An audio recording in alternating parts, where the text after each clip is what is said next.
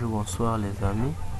Nous allons créer l'application dans W langage dans son environnement 20. Nous allons créer la gestion des stocks qui va nous permettre de gérer le stock dans un magasin.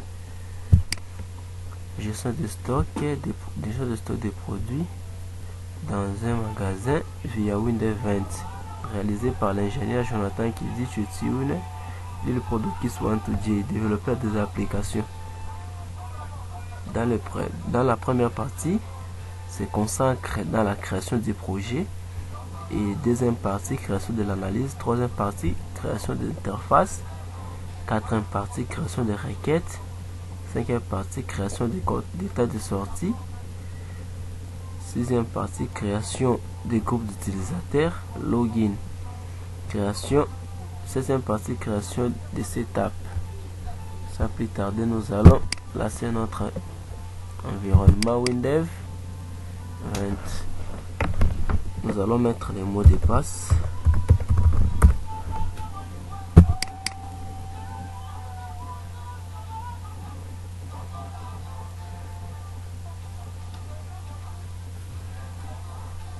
Ici, ça nous montre de venir dans Windows 20.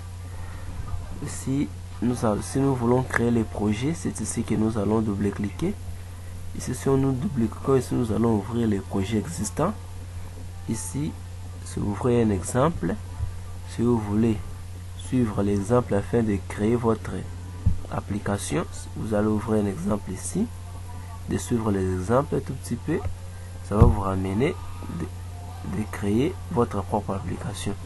Et c'est suivre votre cours d'auto-formation. Ces trois interfaces ici ne nous concernent pas. Ce qui nous concerne, c'est créer un nouvel projet.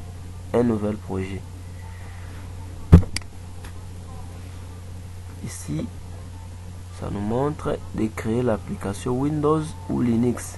Si vous utilisez les systèmes d'exploitation Windows ou Linux, c'est ici que vous allez créer votre application. Ici, c'est créer l'application via Windows Store Apps. Ici, créer l'application via Web Service. Ici, via Bibliothèque. Ici, via Pattern RAD. Ici, dans Windows ou Linux, exécutable en tâche de fond pouvant être démarré automatiquement en même temps que l'ordinateur. Ici, créer l'application Java, application pour Mac ou Linux, Windows, etc. Composé externe, assemblage, .NET, plan d'action. Ce qui nous concerne ici, c'est créer l'application dans Windows ou Linux exécutable en mode bureau. Nous allons tout petit peu écrire notre projet. Notre projet, c'est gestion des stocks des produits. Ici, dans le résumé, ici, nous permet d'écrire votre description. Cela ne nous concerne pas. Nous cliquons dans suivant. Ici, c'est description des documents des pièces jointes. Si vous avez une pièce jointe, vous pouvez les scanner et les ramener ici. Cela ne nous concerne pas. Nous cliquons suivant. Ah oui. Ici, c'est de choisir les systèmes d'exploitation auxquels nous allons créer notre application. Si vous voulez créer l'application via Windows ou dans Linux, si vous utilisez les systèmes d'exploitation Linux, vous allez cliquer ici. Si vous utilisez les systèmes d'exploitation Windows, vous allez cliquer dans plateforme Windows. Les systèmes d'exploitation les plus utilisés, c'est Windows.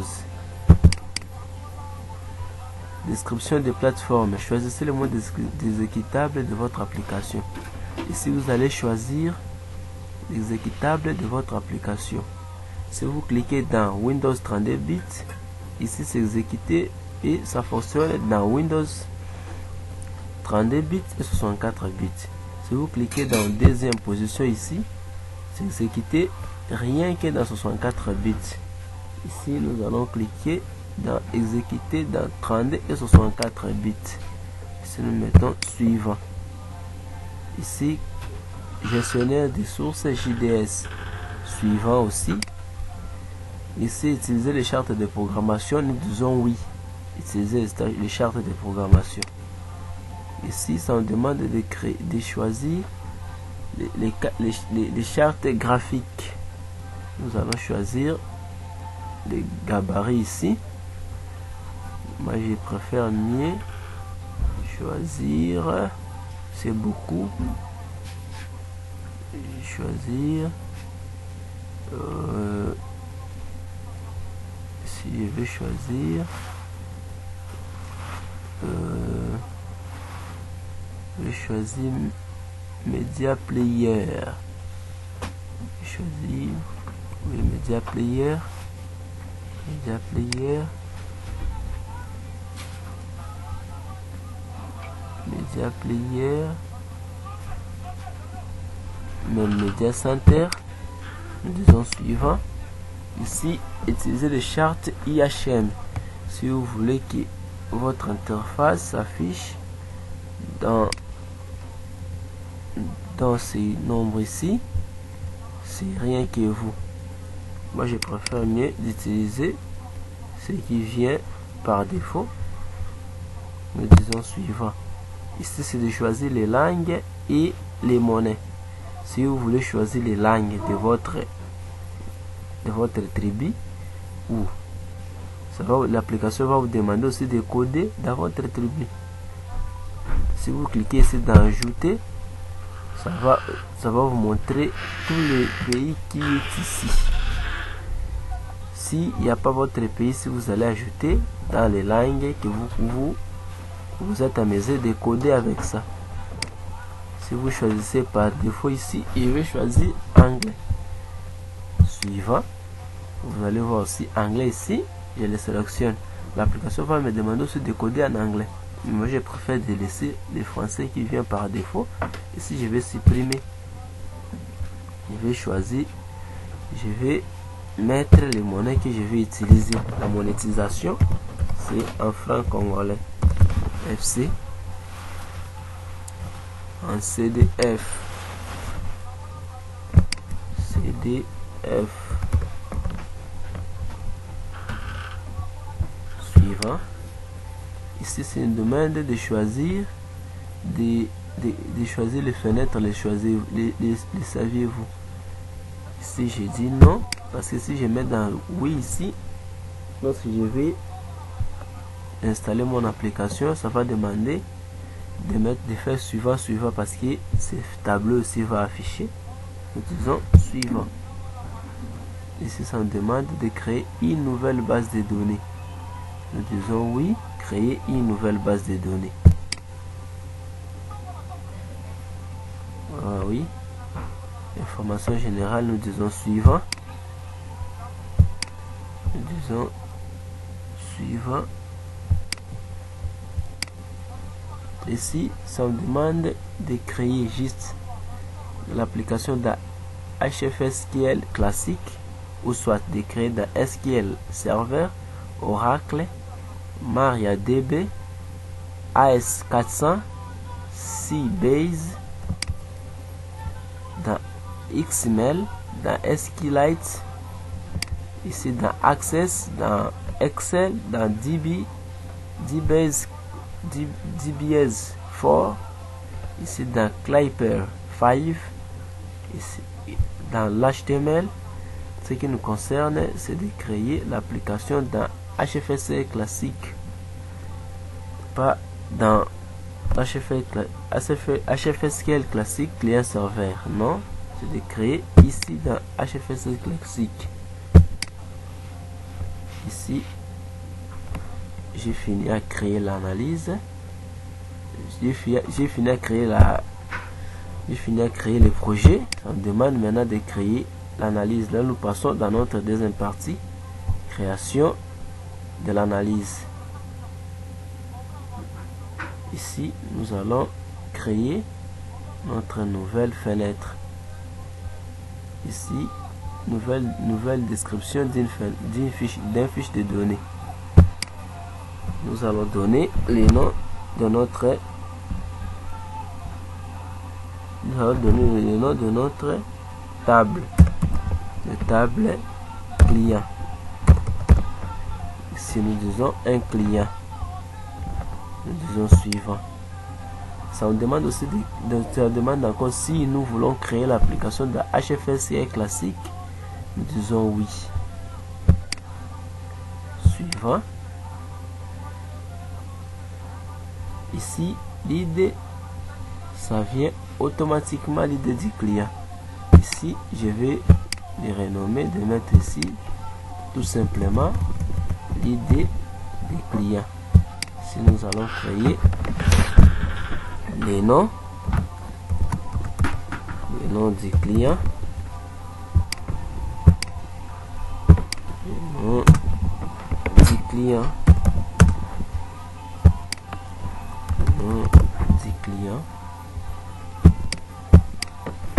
poste nom,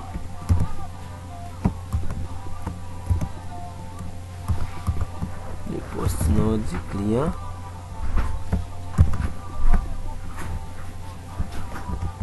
le poste nom du client, le poste nom du client,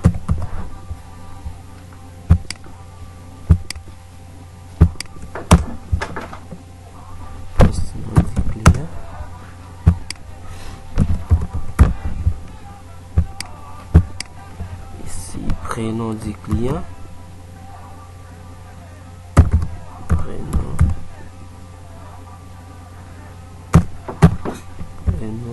du client,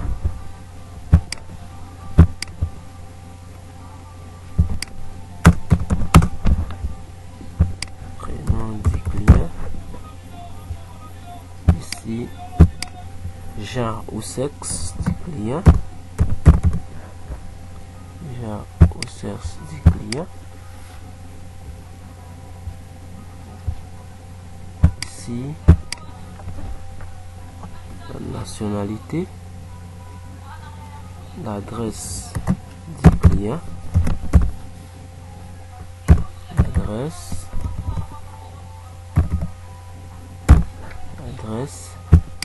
ici photo du client, ainsi que la nationalité du client,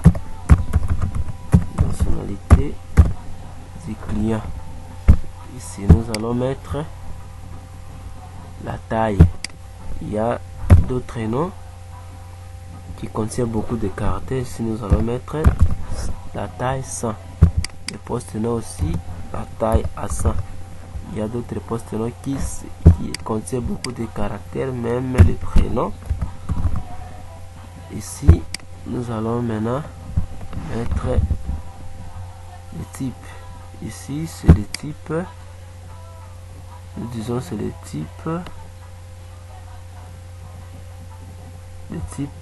combo liste sélecteur.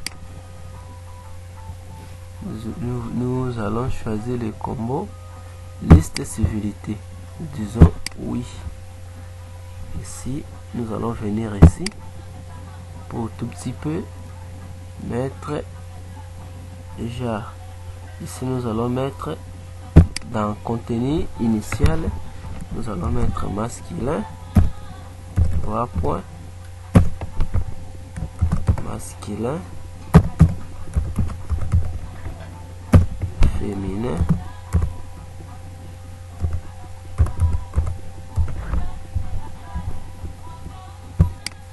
de même ici dans adresse, nous allons mettre sélecteur liste combo, liste civilité. Non, nous allons choisir les combos. De même ici dans la contenu initiale, nous allons mettre 3 points de suspension. photo.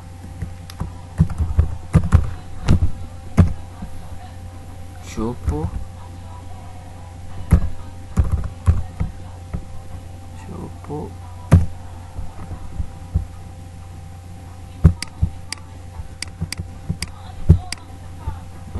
Chopo. Nous allons les compléter tout petit peu après. Ici dans nationalité, nous allons laisser comme ça. Dans les noms, nous allons les mettre. Nous allons mettre les types test clé avec doublon. Nous allons le mettre clé avec doublon. Les postes noms aussi clé avec doublon. Les prénoms aussi clé avec doublon. Ici les genres, nous allons les laisser comme ça. Les nationalités, l'adresse comme ça. Les photos, nous allons mettre d'abord les types. Les types sont images binaires. La nationalité, nous allons mettre aussi clé avec doublon. Ici, je valide.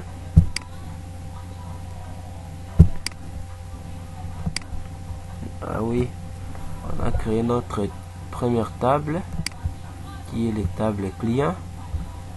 Ici maintenant on crée notre deuxième description, notre deuxième table. C'est les tables produits. Les tables produits. Un produit.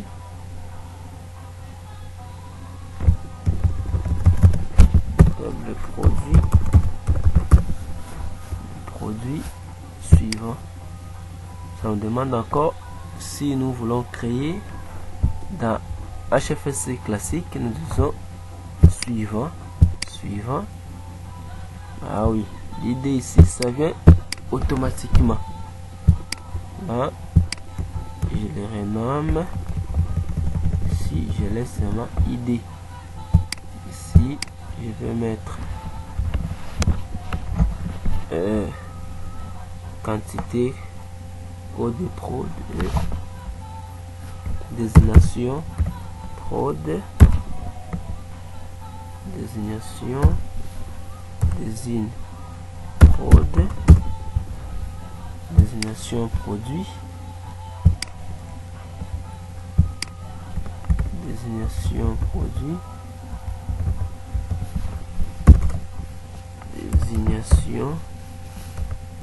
désignation produit. Ici nous allons mettre la date de fabrication. Ici nous allons mettre la date d'expiration.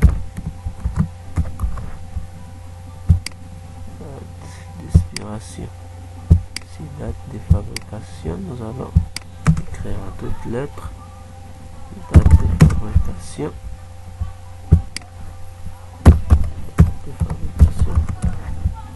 Ici la date d'expiration.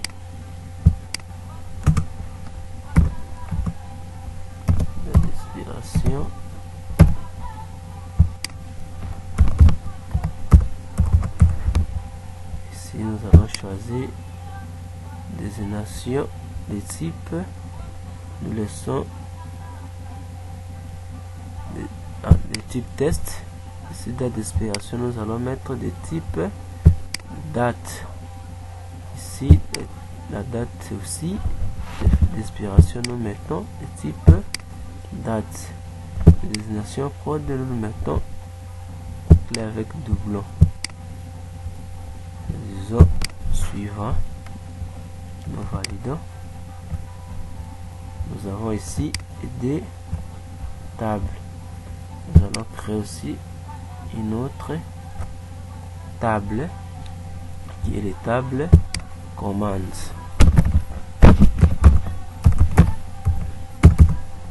Table commande, une commande, suivant, suivant, suivant, idée. Si j'ai dit quantité commandée, quantité comme quantité commandée, la quantité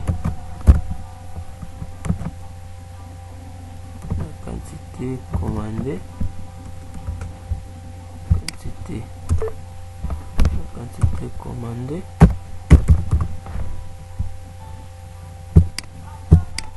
les prix unitaires, les prix unitaires, les prix unitaires,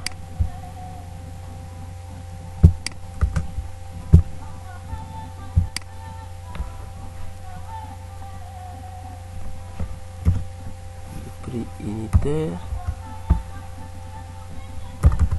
ainsi que la date commandée, la date de commande,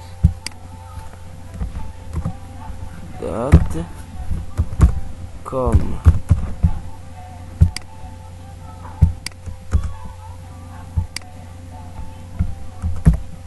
date commandée, nous disons oui.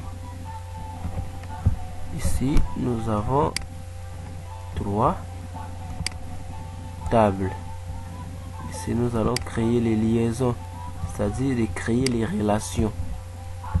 Ici, nous allons cliquer dans Nouvelle liaison. Je vais tout petit peu les ramener ici dans Client. Je vais que les tables clients, extraire les clés, je vais que les tables clients extraire les clés dans les tables produits. Je double-clique ici et je les ramène ici dans produit.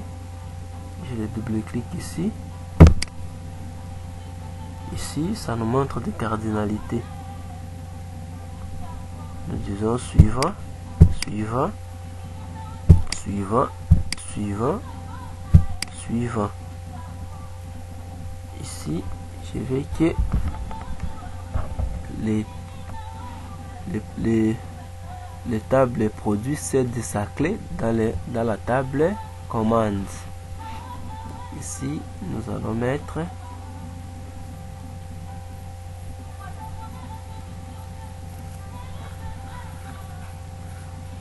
nouvelle liaison, suivant, suivant, oui. Suivant, suivant, suivant, suivant, suivant. Ici, on a fini à créer notre analyse. Ici, merci d'avoir bien suivi notre